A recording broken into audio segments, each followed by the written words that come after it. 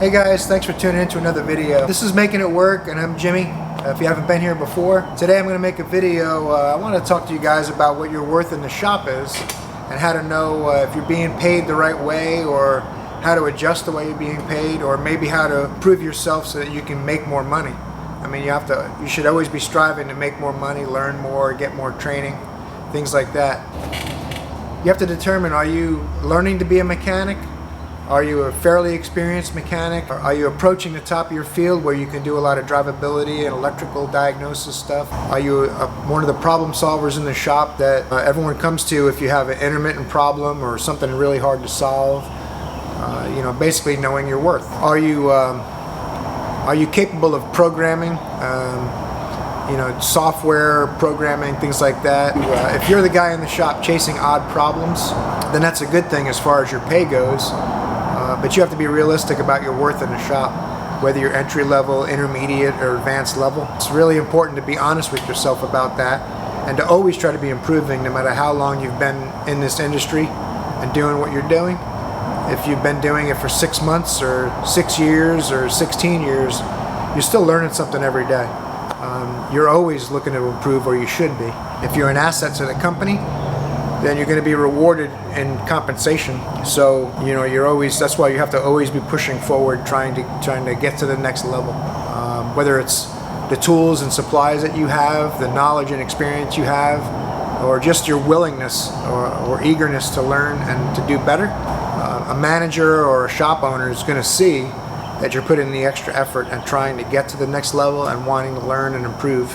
Even if you're an experienced or seasoned technician or mechanic, the shop owner is going to know, this guy's working hard, this guy's a go-getter or girl, and they're really trying to do what they can to be an asset to the business, and that's really important. You don't want to ever be a liability, no matter what level you're at. You always want to be an asset, and you always want to be trying to escalate and improve and accelerate into the next level. One of the things some of the younger guys don't always do is go to ask the seasoned technicians for help. They either don't want to intrude, or they just want to feel like they know what they're doing. They don't need to ask for help. But that's a totally unproductive way to think. You have to approach those guys, ask them for help. Most of them will be eager to share their knowledge with you. If they're good guys, they're going to want to bring you along and teach you the next phase, or how to get you to the next level, help get you to the next level. It's important in this day and age with cars as advanced as they're getting. Cars are basically turning into robots, and that's not accidental. They're intentionally making cars into robots, where they'll drive for you, keep you in the lane, put the brakes on. Basically, you can be almost completely oblivious while you're driving, and the car's probably going to help you out. And eventually, they're semi-autonomous now, but eventually they're going to get to where the car is fully autonomous, and you basically hop in the car, close the door, or it might close it for you, and you're going to go to work or school or wherever it is you need to go, the grocery store. But I've already been to training classes where they're working on those things and implementing them systems in the testing phase, and it's coming. Those cars are going to be here. So it's really important for everyone to learn electronics and drivability and software programming and things like that, because eventually, if they do go to fully electric and autonomous, if you only know how to do brakes and do transmission flushes and cooling flushes and induction services, you're going to be in a rough place, because all of those things are going to go away with an electric car, with an autonomous car. There's so many things that you're not going to be doing now that you need to be doing in the future. So especially the younger guys, if you're a young up-and-coming technician, you have to be asking your manager or your shop owner for all the training you can possibly get. I'm telling you guys, if you don't go to training, well, now with the COVID stuff, things are a little different, but if you don't go to training at least 3 or 4 times a year, you're probably going to be left behind coming up here soon. It's not like the old days where you'd go to brake training classes and AC training classes and basically get the basics. That's great when you're starting out, but things are going to get pretty serious here in the next coming years, maybe 3 years, 5 years, definitely in 8 or 10 years. If you're not into software and drivability and electrical stuff, then you're going to get left behind. Basically, they're going to make it so there's no oil change guys left. So if you change oil now and you don't know how to do much else, then it's going to be time to start looking for employment, maybe at Home Depot or something, because there's going to be no oil when the combustion engine's gone, or actually probably never be gone, not for a long time at least, but it's going to be severely reduced. They want to make it so we're all electric cars, or at the very least hybrids, which is going to be a limited use gasoline engine that mostly works as a generator. They're trying to get away from combustion engines entirely eventually. So you definitely don't want to stay where you're happy doing oil changes and brake jobs. You definitely have to be pushing to go further. All of that is just to get to the point where you have to know your worth, and you have to always be pushing your worth and trying to get to the next level, get out of those scenarios so that you're making yourself more valuable, and you're going to be an asset going into the future for your shop and for your shop owner. I can't stress enough the fact that if you're happy sitting in place, you're going to get left behind. So it's really important for you guys to know to keep pushing. The other thing is too to consider as far as knowing your worth is that no matter how little or how much you think you know, the smartest guys in the shop and the smartest guys you've ever worked with, they don't know 1% of everything. There's so much knowledge and information and things in the world that we haven't even scratched the surface of in our business, that what we're doing on a daily basis. So you have to realize that no matter how smart you might think you are, or how smart you think someone else is, the amount of knowledge that's out there in the world is so vast that you basically don't know shit. So you got to get yourself out of the mindset that you know everything and put yourself in a place where you're trying to learn everything and get better and take yourself to the next level no matter what. And if you do those things, then you're going to become more valuable. You're going to be an asset to the shop, and your fellow co-workers and the shop owner is going to want to compensate you correctly. If you're in a good working environment, the shop owner is going to want you happy, and he's going to want to keep you because he's seeing the effort you're putting in, the training you've gotten, and he's invested in you. So now you know you have to try to make sure you're getting what you're worth, because a lot of shops I've worked in, even as an experienced technician who's capable of anything that the shop takes in, a lot of times they don't really want to compensate you voluntarily. So that's where the gray area is. We're learning how to get the shop to see your worth. Obviously you've seen your own worth, you're pushing, you're learning, you're getting educated, but now you have to make sure the shop sees it and make sure that you're compensated correctly for it. Some of the more toxic environments, that takes a little bit of a slightly aggressive nature. You don't handle it aggressively, but you handle it from a standpoint of you have to be willing to move your box. I mean, that's why there's wheels on your box. Now, I'm not encouraging you guys to quit or threaten to quit or be aggressive. I'm telling you from a positive standpoint to keep your mind in a place where you're improving and you know your worth, and you want to make sure your shop owner knows your worth too, and that you're compensated properly for it. Because like it or not, your shop owner is going to classes, doing his thing to learn how to make more money on his parts, more money on his labor, which is what you're producing.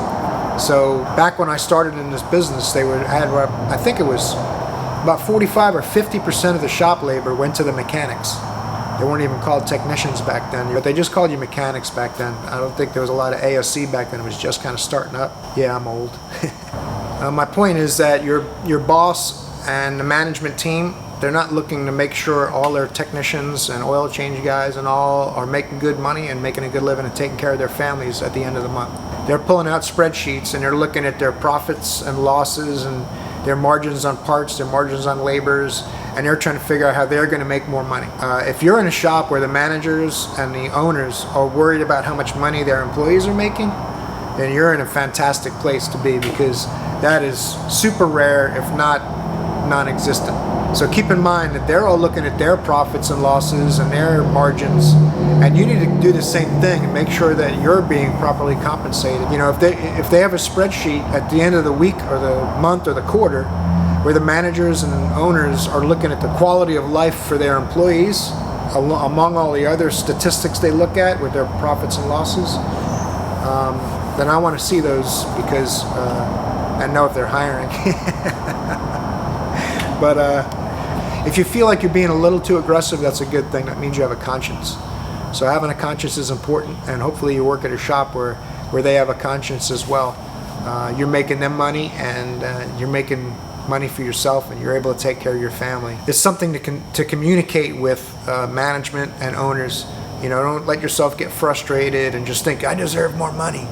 and start to get a chip on your shoulder, which that's something I tend to do, and it's always a working process. You know, I'm always trying to be realistic with myself, curb my desire to make more money and take better care of my family, present myself as a positive asset for the company, and make sure that I'm being compensated on a level that's fair for everybody and not just for them. It's really important to be realistic though. You know, if you've been in this business for 8 months and you go in to your boss, you know, the shop rate there is $130 an hour, and you go in there telling your boss you need to be paid $60 an hour, they're gonna let you roll your box out of there and go somewhere else. A seasoned technician, you know, 4, 5, 6 years or more, been working in this business a long time, you've acquired quite a few tools, you've got scanners, you know, all the other things that we accumulate over the years. Mechanics are tool junkies in the first place, but as long as you're the guy in the shop that people are going to, then you got to know that. I've talked to some guys who think they're that guy but aren't.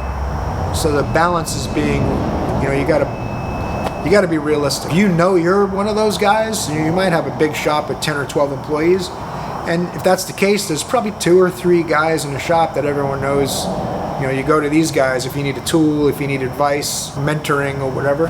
So, you know, those guys probably are being compensated correctly, as long as they're willing to find another job and to move if they have to. You know, it sounds like a terrible thing, but it's the only way I've found that 90% of the shops you work at are going to properly compensate. We're living in a time where the dealerships and manufacturers are cutting payback and cutting warranty time down, and they're reducing the labor rates on a lot of jobs that, you know, it used to be where you got 50% of the shop labor, and a job that paid an hour and a half took you an hour. So now we're at a point where if you get 20% of the shop labor, you're doing pretty good, and a job that pays an hour and a half takes an hour and 25 minutes.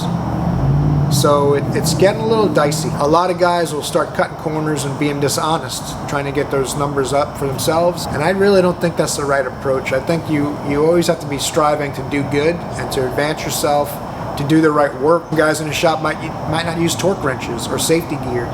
You got to be the guy that's putting on the safety glasses, the back belt when he's lifting heavy stuff, he's getting his torque wrench out and doing things right, and people are going to see that. The shop owners, your other employees, and that stuff's contagious. If you're doing it right, he's got the torque wrench out every time he's tightening a wheel up. You know, maybe I ought to tighten up and start doing that too, because they don't want to be the guy that's not doing that when someone is. So, you know, that's the point of this video, is to be that guy and advance yourself, and then make sure you're compensated for it over time, because as you advance, your pay will advance. A seasoned, experienced technician nowadays, a master technician like I am, they're making less than $60,000 or $70,000 a year to doing something wrong, and I don't care what state you work in. A technician is working in a union state or some of the states that are really good about that stuff, then, you know, they're making $100,000 to $150,000 a year. You know, that's a goal. If you're not at that level yet, but you want to be, do some of the things I said as far as your training and your motivation, and coming into work 10 or 15 minutes early, being ready to go at 8 o'clock if that's when the shop opens. You know, if the shop closes at 6, you know, finishing up some things and closing up your box after 6 when the work is done. You know, I'm not saying work like an animal, but I'm just saying do a little bit extra, go the extra mile, and people will notice. It's easy to be lazy and to say, I don't feel like doing it, and rolling into work 10 minutes late every day, and leaving 10 minutes early, and taking half the morning off because you got to go by a CVS pharmacy to get condoms or whatever the case may be. But don't be that guy. Be the guy that's setting the example. Even if you're the guy that's been there 6 months, it could be 60 years in the business, could be 6 months in the business. Either way, you want to be that guy that's setting the example. A lot of us are in this because we like fixing cars, and we don't think some of these things through about how much money am I going to make down the road? What's my plan for, you know, next year or 5 years from now? Where do I want to be? We're just mechanics. We like toys, we like tools, we like cars. We want to tinker with stuff and fix things. You know, there's nothing more satisfying than having a car get towed in and doing the repairs and watching it drive away. You know, that's an awesome feeling. I wanted to make this video because I don't see a lot of videos on YouTube. I mean, my toolbox video is doing really good if you haven't seen that, but I got a cart video I'm putting up next just because the toolbox video did so well. I filmed it earlier, but I just haven't posted it yet because I didn't think it was a big deal. But apparently it's a big deal. There's a lot of toolbox and cart videos and tool comparison videos on YouTube, but no one's really talking about you know, where they should be, where their career should be. I wanted to make a video where we go over some of those things, make you guys think about some of that stuff. Not to be aggressive, just to be aware and to try to do what you can to bring yourself forward and your family. So I hope you guys like this video. I hope it didn't run too long. Some of it will probably end up on the editing room floor if I feel like I rambled a little bit. If you guys enjoyed this video, you've ever smashed your head into a lift post, go ahead and hit that subscribe button for me. I really appreciate it. Maybe leave a comment, you know, hit the like, subscribe. All of those things are appreciated, especially if you made it to the end of the video. That seems to be the biggest thing nowadays with YouTube, is if you made it to the end. So I appreciate you guys watching, and that's all for now, and I'll see you guys in the next video. Thanks.